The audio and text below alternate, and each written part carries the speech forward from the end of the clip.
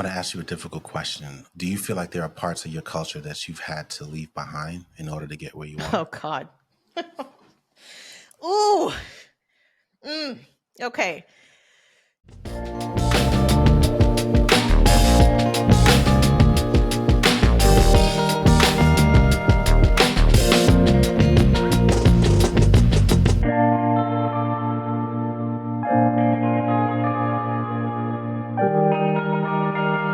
Welcome to the Rich and Regular podcast, where we explore life at the intersection of money. I'm Kiersten. And I'm Julien. And today we are joined by Jannese Torres. She is someone that we've known for years. Yeah. She is a now published author. She is a podcaster. She is a creator. She's a speaker. She does all things, and she does all of them really, really well. But today we're talking about her new book, Financially Lit. Now, I want you to think back that there was a time where there was not a book specifically for Black professionals talking about money in their careers. And we saw that and said, hey, instead of waiting for somebody else to do it, we're going to go ahead and write it. Now, if you're a Latina, you might be asking yourself that same question. Why is there not a book specifically for me written by someone who understands my lived experience? Jannese asked herself that question and did the exact same thing. Yeah, the full title of her book is Financially Lit, The Modern Latina's Guide to Level Up Your Dinero and Become Financially Poderosa. My Spanish is terrible, but y'all know what I mean.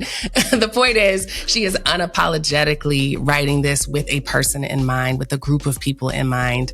And her story, even in the episode, as we get into culture and the impact and her reasons for wealth building and what she's learned about herself along the way, is just what we need more of in the world. And so I encourage you to listen to the episode, buy the book, buy a couple of copies of the book, bring her into your office, bring her into your groups. She has a story that needs to be told, and we're happy to have played a part in just this small interview today. So enjoy. I think the first thing I just have to say is congratulations on everything. Really. Yeah. It's not just Thank the book, you. it's everything that you've been building. This feels like a full circle moment for us because, you know, as I think back to when we first met or when we first found you on the internet, and I think there was just like an immediate vibe. It was like, she's this type of person. She gets it. Yeah. We like what she's doing. We like the way that she's approaching it. And also just what she represents, because we kind of felt like there was something missing in the space. And I think we saw something that you saw, and you probably meant more to you that you didn't see it and what you represented. And so now here we are years later, you know, after writing about your story in our book and now seeing that you've written your own book and now have built your own community and your multiple businesses and you're doing so well. So we just wanted to say, real estate investor. I mean, you just keep on going. And what I don't want to do is I really don't want to waste time talking about kind of little stuff. Like I really want to kind of skip past that and kind of give you the swag and the credit that you deserve. What's your favorite way of making money at this point? Ooh, Like, that's such a good dollar, question. Because it comes in. I have a favorite. I'm just curious about what your favorite is. I think honestly, it is the blog income, because that is the origin story of this whole thing. And it is absolutely what let me quit my job, what let me become financially independent. It was my first foray into entrepreneurship and understanding the power of content creation and just sharing stuff online and somehow getting paid for it. So for me, every time I get one of those checks, I'm just like, is this for real? Like, Yeah. I feel like I have unlocked the matrix and I just need more people to know about this. And that's exactly it. Because I had a feeling, I started to use the word unlock, you know what I mean? And I really want to talk about that. Like, what does it feel like to have unlocked the matrix, to kind of use your language? Because again, there was a time where, like us, like you were perfectly fine making $75,000. You thought you thought you unlocked the matrix then. Right. So do you ever look back to the old matrix like, damn, that's kind of whack? Or is it embarrassment? Like, what do you feel like when you think back to where you were, right? Like, how does it feel now that you've unlocked this new level? Well, you know, it's one of those things where like you just don't know what you don't know. And so I was told, you know, the path to success, go to school, get the degree, get the corporate job, get the pension, all those things. And it just didn't feel like I was using this limited time on earth in the best way possible. I don't know. I feel like I've always just had like this existential there must be something more than this. And I didn't know how to reconcile that with just this very narrow view of what it means to be an adult and what it means to be a human and what it means to be living in a capitalist, society.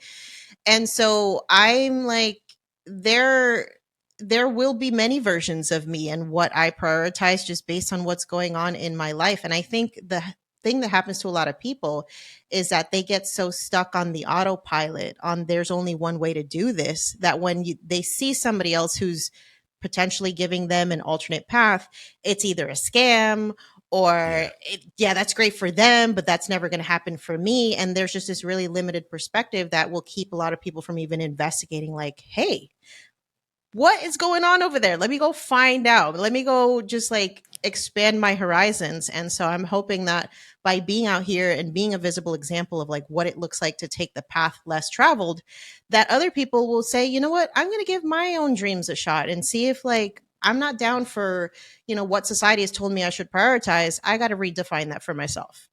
Yes. Like we tell your story in our book, and I know you give more details in your own book.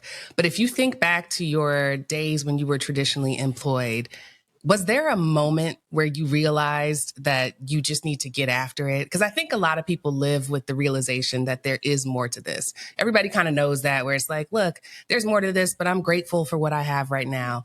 In some of us, there is a moment where you're like, there's more, and I think I can get it. Like, I think I can get a little piece of that.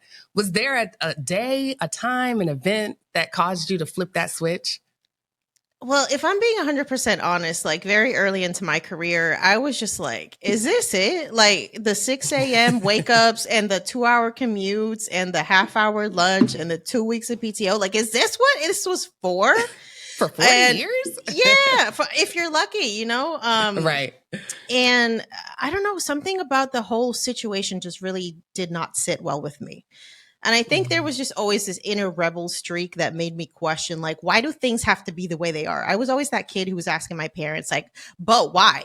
And like nobody would ever give me an answer. And so I feel like when I became an adult and I had some money, I had the power to start asking that question, but why? And so I think for me, the biggest catalyst for what you see today is definitely the first and only time I was laid off in corporate. So it was about 7 years into my career. And, I had a quote unquote stable career, very lucrative industry, pharmaceuticals, biotech. Like this is where people go to make money and retire. And then all I saw was acquisitions, mergers, layoffs, consolidation, switching people from full-time employees to contractors so they didn't have to pay benefits. And I was just like, wait a minute, this is not the safe, stable thing that I was told doing this corporate thing was going to look like. And so when I was, confronted with that own situation myself, I think there was an automatic like, oh, I gotta be my own safety net here, because these people will give you 30 minutes and a severance check and send you on your way. And that's exactly what happened to me. But you decided to zag.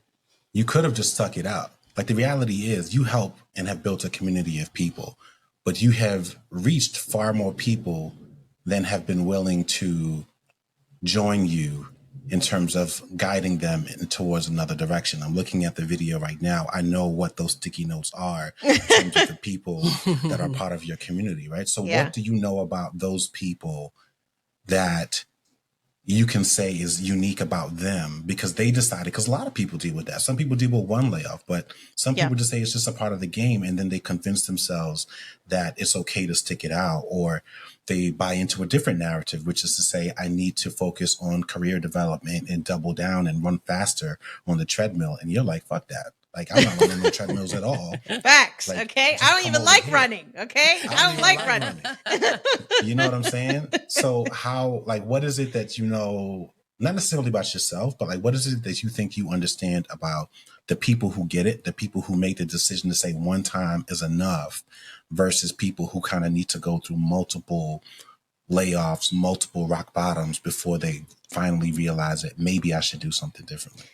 Well, I think we do live in a time where we do have way more perspectives that are kind of at our disposal to analyze and consume. Obviously with social media, there's just so many different ways that people are living and working and making money. And so I think the fact that people are seeing folks who are not following traditional paths and seeing that, there are people being successful at this, it kind of can turn on a light bulb and be like, well, I could do that. Or, maybe I'm curious about this. But I think if I'm being 100% honest, I do feel like millennials, especially, we are dismantling the American dream as we know it because we've literally come of age in chaos. And all of the things that we've been told are the keys to success have not led to that. Right. So going to school, folks are saddled with student loan debt like never before.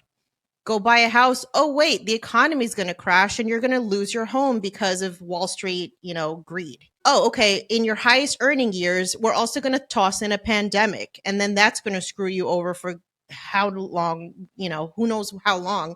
And your earning power is going to be affected because now inflation and now you'll never be able to afford a home. So it's just like one thing after another has piled up. And I think there is this collective sense of like, y'all, this is bullshit. Whatever they told us to do, the boomers had a different world that they grew up in. They had different access to resources and tools. And we need to redefine what success looks like, what work looks like, what living looks like, what building wealth looks like. And I think there's more and more people who are open to redefining that dream because honestly, for a lot of people, it's turned into a whole ass nightmare. Right. I think what you're describing is this culture of truth telling, like actually leaving this fairy tale, the story, the dream behind and telling the truth about our experiences. And you're right. It's led by a lot of vocal people online where there is no gatekeeper. You don't have to ask permission to tell your truth. You can just tweet whatever's on your mind or write whatever's on your mind anytime you want to. But when you enter the world of traditional publishing, and I don't know if this was your experience, but it was certainly ours, there is a layer of whitewashing that is almost it's not forced on you, but it's highly suggested when you are trying to tell. And sometimes it's just natural, right? Yeah. Like it's a true reflection of just who they are, their experience, what they've seen, what they believe they understand. Yeah. I don't know that it's necessarily in malice. It's just something that we're saying something that is so counter to what they've experienced. Yeah. And I'm curious if your gangster ever got tested when you were writing your book, because you told the truth in your book too, just like you're doing now. But I've heard other authors say that they experienced this when they were writing. We experienced it to an extent.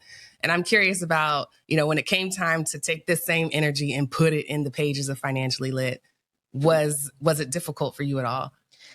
I think I've had sort of a serendipitous experience in this whole process of writing a book because I was very intentional about the team that I put together before any words were put on paper.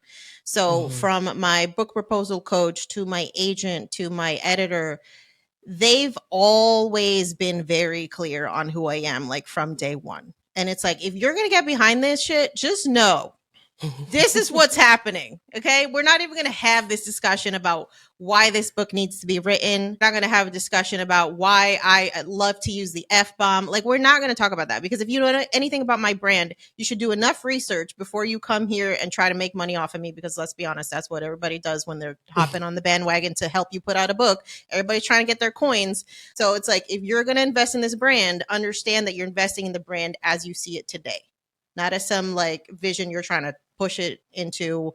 We got enough of the Dave Ramseys of the world. We don't need any more of that content. Clearly, there is a demand for this information. Clearly, this audience matters. Clearly, this audience is willing to spend money. So if you're with it, and if you're not, like, let's just move on. And so I think it's been an incredibly supportive experience for me. I think obviously the fact that my editor is a Black woman says a lot. Everybody who's worked on this book is a woman, which I think has also been to the benefit of my community.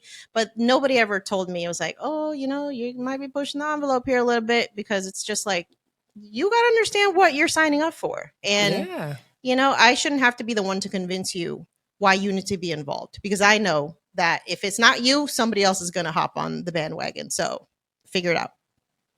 Who did you have in mind when you were writing the book? Who were you thinking about? Oh God, Jannese, graduating from high school, who just thought, let me go get a scholarship. Let me go get the degree that's going to make me a lot of money. Let me go work for that Fortune 50 company. And I'm never going to struggle, and I'm never going to feel, dissatisfaction of any kind.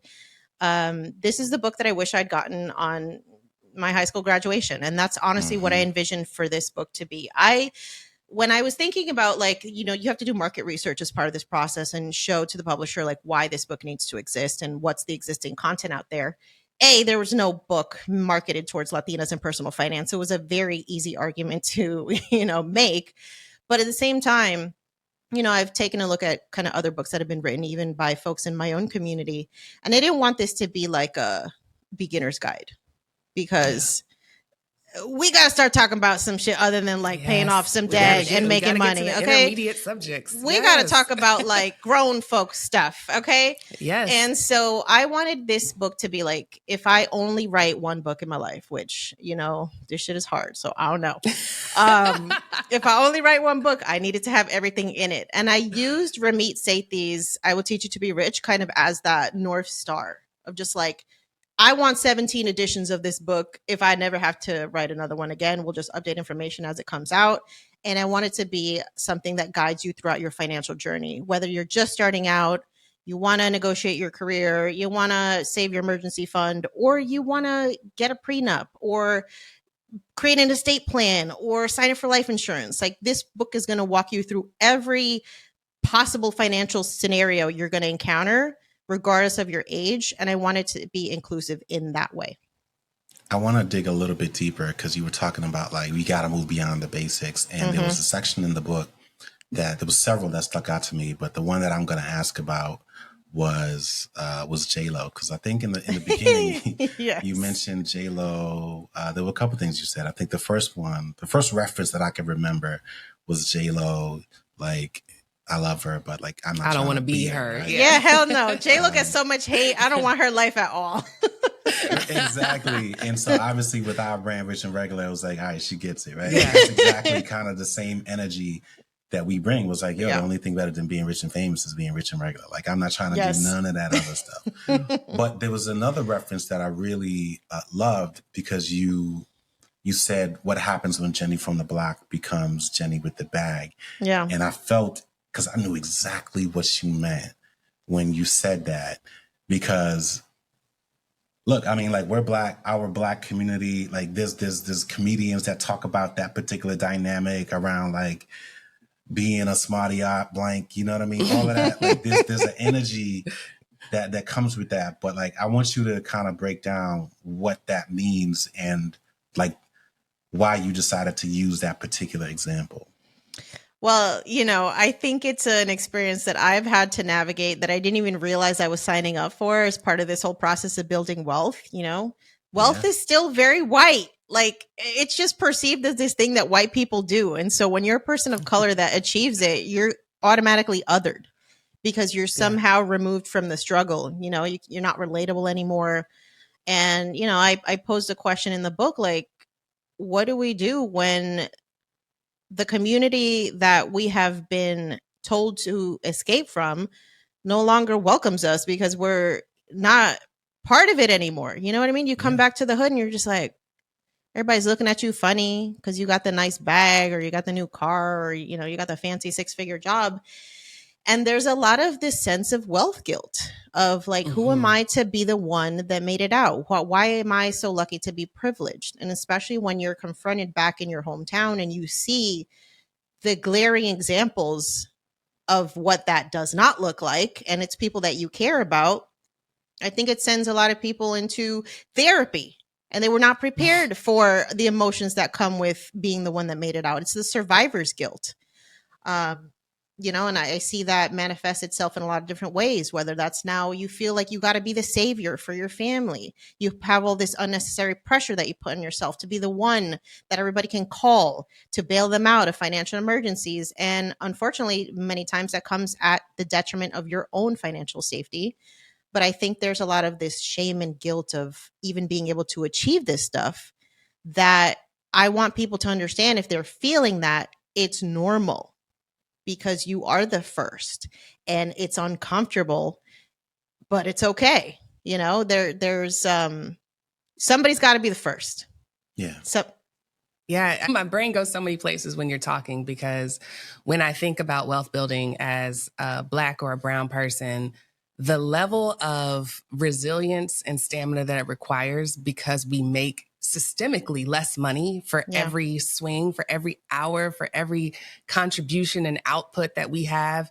And we tend to talk about wealth gaps in terms of Black and white. We're only comparing, a Black woman to a white man and learning that we make 60 something cents on the dollar. But the reality is it's a multiracial issue. It involves brown people too. The people that are making less money than Black women are Hispanic women. Yeah. And so I'm glad that you're talking about this. I'm glad that you're talking about and addressing the guilt that comes with making it, when we should actually be celebrating it. We should be encouraging these people to be more vocal about what they've done to overcome the massive amounts of uphill struggle that comes with having to work twice as hard for literally close to half as much. Yeah. I always tell people that it's just like, if it feels hard, it's supposed to, because you're being asked to pursue the American dream on half of the budget. Correct. Essentially. And so, yeah, that shit's hard. And you're exhausted, and there's a reason why. Which is why the plan has to incorporate a way to get you rest. It has to incorporate assets that you can use that produce cash versus you always selling your labor and your time. Yeah. I'm asking this question, even bringing it up, because I'm curious if you see any bright spots. Like, is there any place or personality or even generation, area, region? You can slice it however you want, but are there places where you see progress, or do you think we're still at the very beginning of addressing this and making it so vocal that the decisions that we've made are autopilot for teenagers and the kids that are coming behind us? Yeah, I definitely think there is this shift that's happening. I see reports in the media that more and more Latinas are investing, that women as a whole are becoming homeowners more often than men, that women are better investors if they look at, just the performance of their portfolios versus men. And so I think there's so much. We're kind of like at the beginning. We're still on that climb. And I think what's happening is this is kind of the foundation setting, if you will. There's so many incredible influencers who are using their lived experience and their knowledge to educate folks in communities who have been largely ignored. And so the democratization of the education that's happening, I think, is starting that shift. I'm very excited for the next generation, where these conversations will be much more normalized, where they'll have access to resources that they can relate to. You're not just going to have to be like, go read Rich Dad, Poor Dad, we need more options at this point. And so I'm so glad to see more and more, especially Latina money influencers who are putting out books and who are increasing the level of diversity in the conversations, because there is so much cultural baggage that comes with money. And I think, unfortunately, a lot of the mainstream personal finance media still doesn't acknowledge how many disparities affect different groups, the intersections of not just like race, but gender and, sexual identity. And just like, there's so many different things that impact your money. And we need to be cognizant of the fact that this whole bullshit narrative of just like work harder, pull yourself up by your bootstraps is frankly racist. And that shit needs to stop. Yeah, it's racist, it's ableist, it's ageist, it's sexist, it's all the ists and isms. Yes. Yeah. And what I love about this new generation is that they've kept the emotion. They're still moved by the disparities, but they're no longer like directing it inward. I think for our generation, we directed the shame and the anger and the guilt to ourselves or to our family members. And this next generation is putting it where it belongs, in the institutions that are responsible for setting these rates. And that's, to me, that's inspiring, because it's like, it gives me a reason to keep going and to keep educating them on how it used to be, how it currently is, what hurdles you need to watch out for and navigate as you go through your own version of it. And hopefully they don't lose that fire, hopefully they continue to put that anger where it belongs and advocate for change. Yeah. I think those lived examples that we're seeing, people, just seeing more representation of what it looks like to be a Black or a brown person with wealth. I think it's making that switch for people where it used to be very easy to just fall into the victim mentality and just be like, well, that's just not for us because nobody's doing this. Whereas now there's more examples of like, oh, she did it, I could do that shit too. And there is very, very powerful force in representation that I think is really motivating people to get out of that victim mentality and just be like, nah, you know what? Despite everything that's going on, I'm still going to give myself the benefit of the doubt and know that I can achieve what I want to achieve. Yes. Yeah. Can we talk about Puerto Rico? Oh, yeah. I love Puerto Rico. It's my favorite topics. Okay. Let's do it. Help me connect the dots. All right. Yep. So first, and let me give you some context here because you're helping me out. My son's favorite song, at least one of his top 3 right now, is Mia, Bad Bunny. Oh, yes. Oh, my God. He is fluent when that song I love comes it. Whenever it comes on, we play baseball to it. We ride it to the ballpark. That's his hype song. That's so good. And he loves it. It gave me a reason to start doing a little bit more research on Bad Bunny. I remember trying to understand his influence and his music about a year or 2 ago. And then I got sidetracked and then I was like, I'll come back to it. But now is a really good time because, like I said, our son is vibing to me and we're talking to you.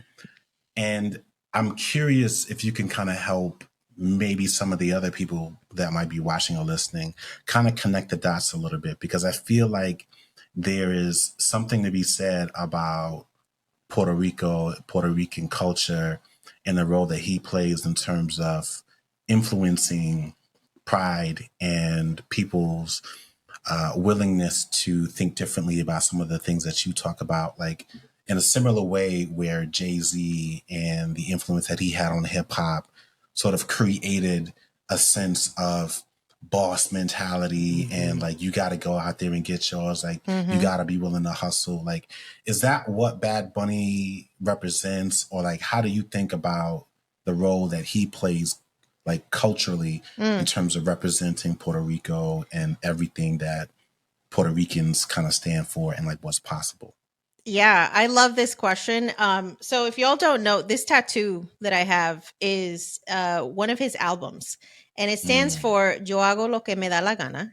And so what that translates into, I do whatever I want. And I think that's his brilliance. He said, I'm going to make music in Spanish and the world's going to listen to it. I'm going to paint my nails. I'm going to do gender bending things. I'm going to break stereotypes. I'm not going to conform. And I think by him doing that, he's given so many people permission to also redefine like who they want to be, how they want to show up, what spaces they're allowed to be in. You know, this man is performing Spanish music as the opener to the Grammys, like never before seen. He's sold out concerts in Spanish language music in ways that no other artist has been able to do. He refused to do the bullshit crossover stuff that so many Latin artists before him were forced to do just to become palatable to the American market. You know, I think he's just a living example of like what it looks like to say, I'm going to do shit on my own. I'm going to create my own rules. You know, I don't need to follow this prescription of like what other people have done before me to find success. I'm going to redefine what that means for me, and I'm going to do it authentically. And I think it's kind of like a hallmark too of especially like Puerto Rican culture. We have a very unique place in the world, like Latin America in general, just because we have automatic American citizenship. And so our lived experience is not like any other immigrant community. We're not immigrants. We're born Americans. And that's one thing that people don't fucking understand. It's like, no, I had a social since birth. Thank you. I could go to Puerto Rico and New Jersey back and forth without any kind of paperwork. And yet, coming from that place, which has such a unique relationship with the United States as an actual modern day colony, there are very much like similar experiences to what other folks from other Latin American places will experience, like poverty, you know, racism, gentrification, like all of that stuff is happening over there. But I think our really close tie to America gives Puerto Ricans easier access to the American dream. And so because of that privilege, I think oftentimes we do feel this sense of like, well, I'm going to take this and run with it. And I've seen so many examples of that in my own community, you know, my family, friends who are from Puerto Rico. Like, we will figure some shit out. We will hustle our way to success.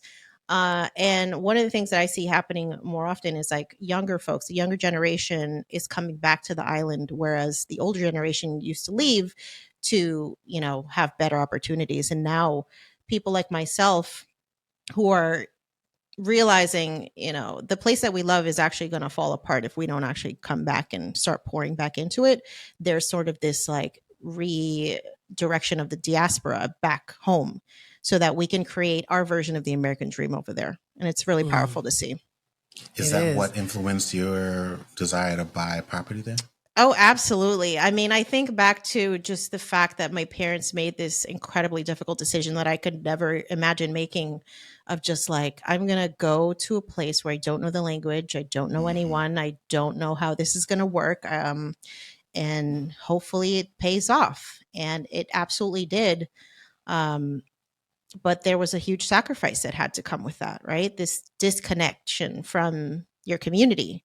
You know, my mom raised us by herself. She didn't have the aunties and the grandma and everybody around. And so I felt almost this sense of like, I kind of want to reclaim what was given up, for the fact that now I've been able to do all of this incredible stuff. Because I acknowledge in the book, none of what I've been able to accomplish would have been possible in Puerto Rico, where more than half of the population is in poverty. And where a lot of dreams die. And I've seen that with my cousins, with family members. My life would be completely different. And so the fact that they made that really incredibly difficult decision to give me the opportunities that I've had, I wanted to bring it back home. I wanted to for us to have a sort of a representation of the sacrifices were worth it. And that's what that condo represents. Like, every time my family's on vacation there, my sister just got back and she's just like, I haven't been to Puerto Rico in 15 years. And this experience changed me. I feel reconnected to my culture in a way that I didn't even know was possible. And so there's not even a price you can put on the sacrifice that they made. And yeah, that's our little family vacation home that now represents that it was all worth it. You mentioned your sister feeling different, feeling changed. I was curious if you felt the same way. Once you started splitting your time between the two places, did you feel like there was a missing piece that was finally like put back? Abso-freaking-lutely. Ever since I can remember as a kid, I used to get these messages of just like, oh, you talk like a white girl, or, oh, you're so nerdy, you're so smart. Like, I always just felt like I was this weird kid who wasn't Puerto Rican enough, but a little too white. I didn't feel comfortable being Latina in the workplace. You know, there's a lot of code switching going on, just feeling like you don't want to be too loud, abrasive. You don't want people to start thinking like, oh, there's a, you know, token Latina girl, don't know how to act. So there was always this feeling of like that part of my identity had to be reserved for family functions, you know, for the birthdays, the weddings, whatever. I could not be Puerto Rican Jannese, like in public, in school, and whatever. And so not only has my journey into entrepreneurship helped me reclaim my identity, because every single business that I've had has been centered on my Latinidad, whether we're talking about the food blog or the personal finance brand, now the book, like it's all just hella unapologetically Latina. And something about being an owner in the island where my family is from just makes me feel like I have a vested interest in making sure that what's going on there, you know, gets addressed, because there's a lot of stuff going on in Puerto Rico. Most notably, how many people are like recolonizing it in this new century with tax benefits and buying up real estate and making it impossible for people who are local to the island to afford to live there. And so there's this sense of like now stewardship and responsibility that comes with being able to be a part of that community in a way that even my parents haven't been able to, you know? I'm going to ask you a difficult question. At least I feel like it would be difficult for me. But do you feel like there are parts of your culture that you've had to leave behind in order to get where you are? Oh, God. Ooh. Okay. Yes. We It's still okay to do cry too, struggle. right? Yeah. I'm like, oh shit, here I we got go. choked up just thinking about it too. Damn. And if you need me to give you some context, I can. But like, I feel like that's kind of where you are, and it sucks Yeah. because like there's pride and there's joy in what you're doing and there's purpose behind it. But I think as we go through this process of self-examination and also just examining our environment, and you find a path, you're one of the few people to find a path. Like you realize that, oh, in order for me to get to the end of that path, I can't bring everything with me. Yeah. There's some things and some people and some beliefs that I need to leave behind. And I'm asking out of my own curiosity, but also because I think, and I think you know this, that's what people struggle with. It's not that they Yeah. don't know better. It's not Yeah. that they're not smart people and not that they're not talented. It's that they can't find a way to get to where they want to go while holding on to who they are. That's the whole, that's what makes it hard. But like, I'm curious, like what, if anything, have you had to leave behind in order to get where you're going? I think it's a lot of the mindset stuff more than anything. It's kind of like the collective trauma of poverty is like one of those things that it just makes people play very small. It makes them afraid to take risks. It makes them afraid to like rock the boat, right? So like simple little things that I heard growing up was like, don't switch jobs because then it makes you look flaky. Put your head down. You know, keep like going. once you're there, just stay there. And I think about how my own trajectory from like making 40 something $1,000 when I graduated to making 100 grand within like 7 years. There's no way that would have happened if I'd followed that advice. And so I had to kind of get really okay with like respecting people's opinions, but also not thinking that like it's Bible. You know, and it was another conversation too when I was going to quit my job. Obviously, I'm going to tell my parents, you know, they're like, what's going on? I'm like, yeah, I'm going to quit my job. And they're just like, but like, why don't you just do both? And I'm like, I'm working 27 hours a day. This is not sustainable. But you know, it's always goes back to like, oh, but what are you going to do for like health insurance, or what are you going to do for your retirement, and blah blah. So there's just like so much fear that keeps people from taking calculated risk. And I think there's just, again, this goes back to the lack of representation. If you don't know anybody who is investing, you're going to be like, hell no, we're going to play the lottery. That's safe because everybody's doing that. We don't invest. What is that? Or you fall into that narrative where home ownership is the only way to build wealth. And if you're renting, you're wasting money. It's just, there's so much mindset stuff that keeps us from doing the things that we know we should be doing. But that's why I dedicate a lot of the book to also conversations around mental health and trauma and just like addressing those money beliefs. Because if you don't get to the root of that stuff, I could tell you how to build $1 million portfolio, but you ain't going to do none of it because you've got baggage you need to address first. Absolutely. Absolutely. And it compounds when we aren't represented or we are underrepresented, because even our communities, our friends and families, the people we rely on for cheerleading and support, they only see this one version of what wealth does. And that version is what you were just describing. It colonizes, it raises the prices, it takes advantage of our local resources and uses too many of them. Versus your story, which is like, no, I am taking my wealth and building a moat. I'm coming back to defend what needs to be preserved, and I'm changing alongside with it. And I think a lot of people don't see money as a means to self-actualization. They just see it as a means to buying a bigger something, a fancier this or that. Yeah. And more of us need to be talking about neuroplasticity and mental health and wellness and how you can use your money to find that missing piece. And you realize that the amount of money that you spend on a condo in Puerto Rico, there's no amount of bags or car that could have given you that feeling, but you chased it for, at least I did. I don't want to project, but like I chased the fact that I could buy it through other things versus discovering it and finding it and exchanging my money as energy to really fulfill, to find this sense of fulfillment. It's like it opens up the emotional spectrum beyond just the limited words that we use. And stories like this always get me excited because it's like, yes, I need this book to sell. I need people to pre-order it. I need to send a message to the publishing industry that this is what people need. This is what people want. This is the truth. This is what matters going into the next century. We only have to go that far, next decade. Like, when you think about like how hard people of color work, we should have so much more to show for it. And that's the thing for me. It's just like, we got to acknowledge first, yeah, there's systemic shit at play. Like, let's not be ignorant to that. But we have so much collective power. And it's about damn time that we started educating ourselves, because nobody else is going to do it for us, and start doing something different, because what has gotten us here is not what's going to get us to the next place that we need to go.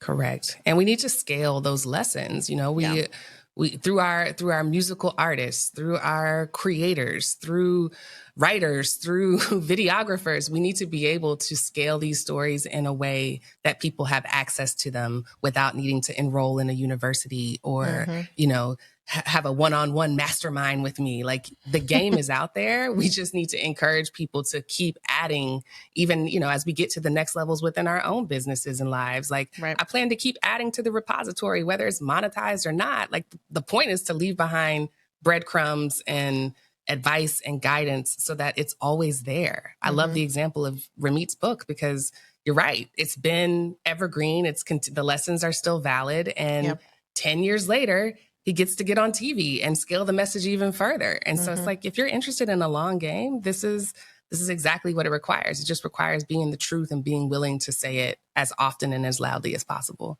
Yes. Emphasis on the loud. Right. What part of the book scared you the most as you were writing it? Ooh, God. Well, I know my parents have read the book, and there weren't too many awkward conversations of that, which I was happy to see. But I think, I don't know if I'm scared, but definitely the most vulnerable part of the book was kind of letting folks into the toxic, chaotic marriage that I was in while I'm like building wealth. And I think that whole chapter, well, first of all, it wasn't even meant to be part of the book. Like, I was still married when I was writing the book, and then I got divorced in the process of it. So there was not even a plan to include a chapter about like love and money. But through the process of divorce, it was a really eye-opening experience that I'm like, I need to let more women in on what I did to protect my own wealth. Because as soon as people started hearing that part of the story, they're just like, wait, what? A prenup, postnup? What are you talking about? This is not something we do in our community. Yeah. And it opened up a whole conversation about what it means to be a woman who's building wealth in the 21st century, which I have to remind people, you know, the reason why we haven't had to talk about this before is because we actually couldn't do this. One generation ago, we couldn't do this. So we are actually living in a time as the first generation of women who are even able to build wealth that needs to be protected and passed on. So, you know, the fact that your grandmother never told you about a prenup, yeah, this makes sense, because she's going to buy a fucking house on her own. You know, she's going to get a credit card on her own. She's going to get a bank account on her own. But that's been really, I think it surprises me how much resonance that part of the conversation has had, because it is awkward. It's weird, but it's also so necessary because of the times that we're living in. So I'm hoping that that chapter especially like encourages couples to have more conversations about money, especially given the fact that money is one of the leading reasons why people get divorced. Like, we cannot afford to not have these conversations at this point. 100% agree. I think it resonates with our audience as well. Some of the most popular episodes that we've done have explored divorce and prenups and preparing for marriage and a way to be a couple but still have your individual protections in place. Like, to your point, I feel like a lot of people are just hearing it for the first time, and it feels it's not uncomfortable, but it feels like, how did I miss this? Like, how come nobody said this to me? And, you know, unless you're a student of history, then you don't know why people didn't say it. It was not an option, nor did it matter as much when women weren't making as much money or dealing with the things that we're dealing with now. And so, yeah, I agree. Well, look, we said it at the top. We'll say it again at the end. We're proud of you. You wrote an excellent book, a powerful book. Thank you. Spicy, funny. Like, I really, really enjoyed reading it. And I think a lot of other people will enjoy it as well. Where can people find you if they want to learn more about your book and you? Absolutely. So you can order the book at financiallylitbook.com. I also have the audiobook version, which I personally narrated.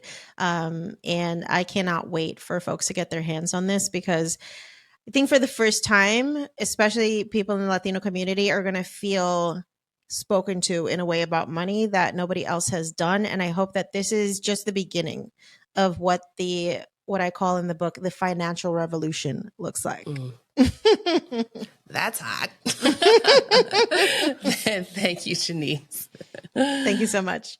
If you like videos like this and want to see more, make sure you click subscribe and turn on notifications.